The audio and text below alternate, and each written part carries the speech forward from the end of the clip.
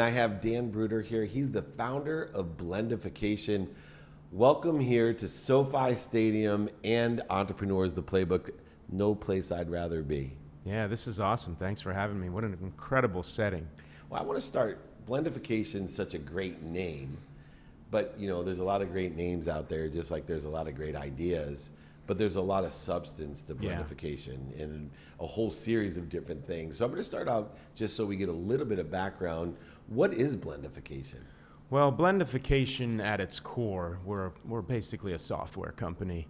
And our goal is to connect company focus with employee focus. So that's kind of the core of what we do. But underneath that, it's all around technology. But then what are we really trying to do? And if you look at what's going on in business today, people have fallen for this work-life balance myth, Yes, and it's created this adversarial relationship between work and life. And you see people talk about work as if it's this place they hate to go to. Well, it sounds like a place you would hate to go to. I know, right? the way they describe it, right? It's crazy. And to me, it's like, we spend most of our waking time in work or work-related activities, Why don't we look at work as a place to pursue our human potential? And that to me is blendification, using work as an opportunity to pursue something meaningful in our lives.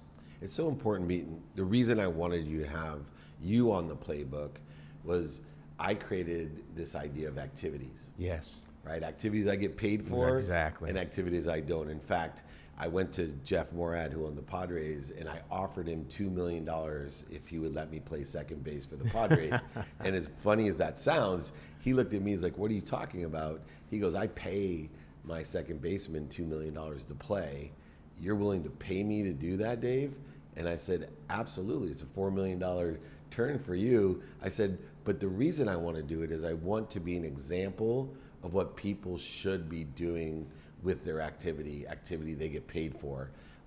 Part of that problem is the inherent genetic inheritance of this idea that struggle needs to be paid for, and that we shouldn't be able to play second base for the Padres. That's a dream, to get paid $2 million to do that. But believe it or not, I've never played second base for the Padres, but what I do is even greater. I get paid more, and I'm just as excited today doing what I do as I would be set on second base for the Padres. How can we get people to change their mindset just about the resistance, the struggle that is incorporated into an activity that we get paid for? Well, it takes me back to 2017. I went to the Air Force Academy, and it was A-Day, Acceptance Day, where the cadets who just went through basic training went through 6 weeks of hell, right? Basically. Literally. And then they were accepted into the cadet wing. But there was a speaker there, and he talked about this concept around earned success. And he said to the cadets, he said, every single one of you have done something that you didn't think you could do, and you needed other people to do it, and now you've done it. And you're going to look back on this in your life as one of the most proudest moments of your life. And this concept of earned success, and it was Colonel Gary E. Payton, who talked about this. And he said, earned success is when we work together with people to accomplish things that we didn't think we could do. Then we earn our success, and we look back, and that's true fulfillment in life. And when we do that, we then look back and say, this is what it's all about. Now, how do we actually build that in our lives now? So I look at leaders of organizations as those people that can convey or build the opportunity for earned success. And when I see leaders in companies looking at their companies and their employees and treating their employees like helicopter leaders, they're not allowing people to experience that struggle that you're talking about. And when we have people struggle and they succeed, they learn, they grow, they become who they want to become through these challenges. And we're almost robbing people of that opportunity by not enabling them to experience challenges in their life. And that's the essence of earned success. And I think leaders need to go back to the drawing board and say, let's incorporate some struggles. But we have to build trust first before we do that, right? There needs to be a level of trust. We can't just be hammering people all the time.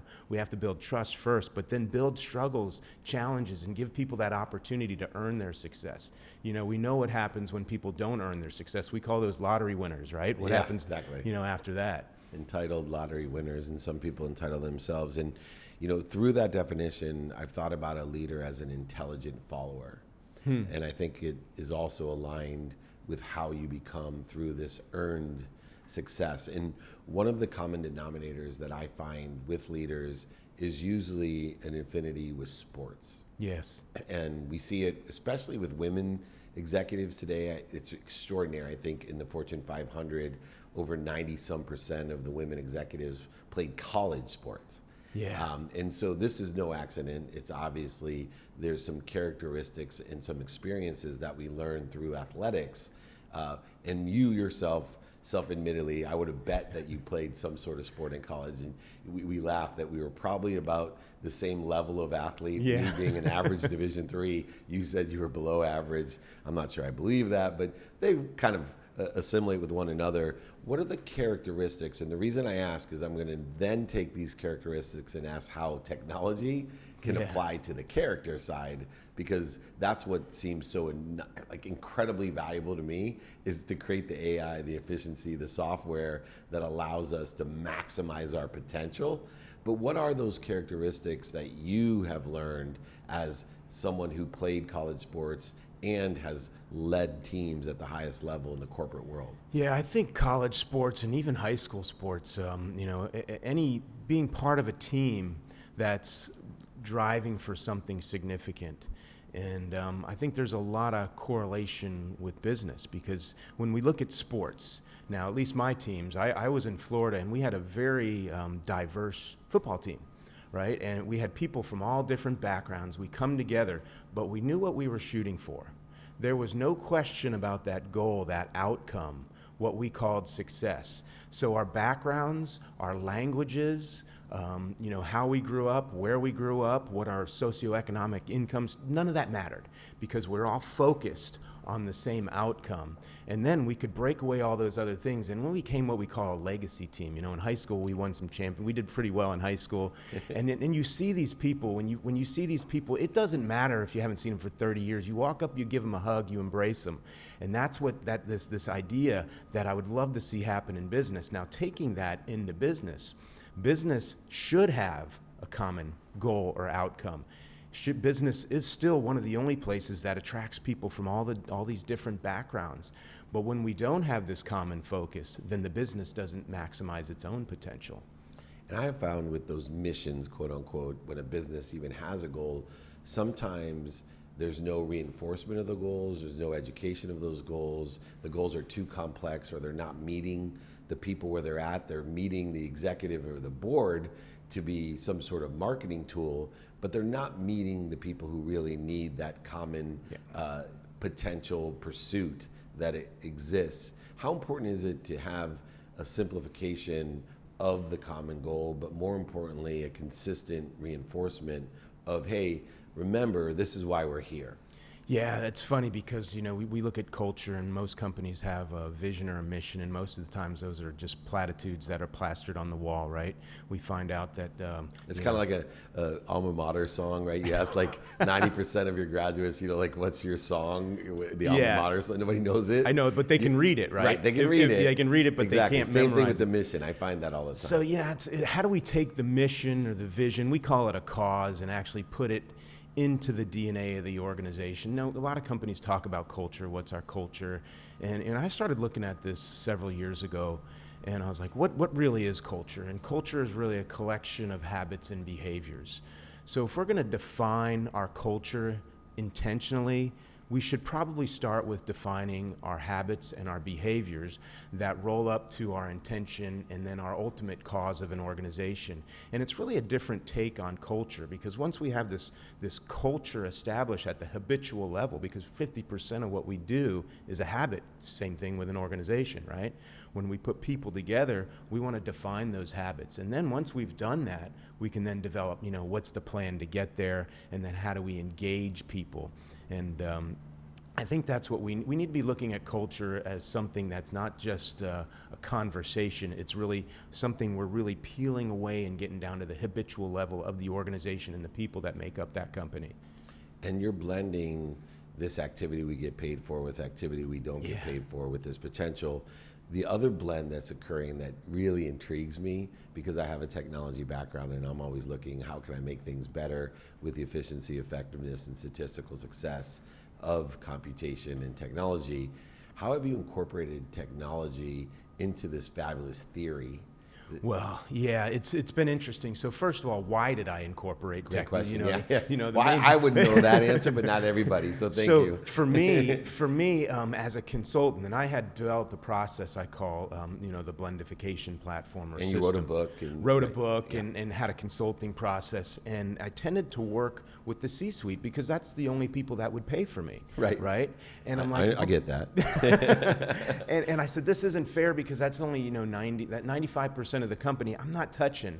Now my hope is that what I say to you starts going through, but it doesn't. It doesn't really travel through the company. It dissipates very quickly. Very quickly. So I was like, the only way to do this is to generate an application that can touch everyone in the company. So inside of me, what I want to do, I want to make sure that I touch the last person at the bottom of the organizational chart that was hired yesterday at the lowest price. If I can't touch that person, I'm not doing my job.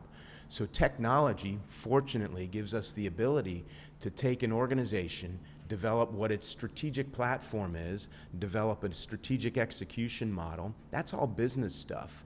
But that only touches a few people in the company, say 25, 30 people in the company that really own that. Then we need to take that same framework that we use for the business to plan its future, navigating the business's future, take that same framework. We call that the strategy whiteboard. Then we created a personal whiteboard. So now we can take that framework and give it to every single employee in the company and say, here, this is for you to build your future, looking at all aspects of your life through various different focus lenses. One of them is work, but that's not everything. So now we have a platform where the business plans its future, and then the individual employees plan their future. At the micro habitual level, they're talking to each other. So at the foundation of all this too is a series of what we call peer groups or networks. We build networks within the organization that build people using a personal whiteboard and a strategy whiteboard. And what happens is they align and they connect. And when we connect work and life, we see tremendous things happen, not only for the business, but for the people. And that's true for fulfillment, by the way. In my opinion, when we talk to executives, you've talked to a lot of executives, they don't talk about all the money they made. At least I hope they don't. I'm not the ones I do. They talk about the lives they've touched. So how do we touch lives through business? And how do we do it through technology? And that's the problem we're solving. What I love about it is identifying the best potential behaviors and habits. But then, most importantly, one of the things that are the greatest challenge for the C-suite is two components that are utilized in your technology, which is collaboration and coordination. Yeah. And the larger the community or the larger the company, the more difficult it is to collaborate and coordinate, not only internally between the activity you get paid for and the activity you don't, the personal or professional pursuits that we have, but this idea of fulfillment is when we do have co-creation, Yes. collaboration, and coordination.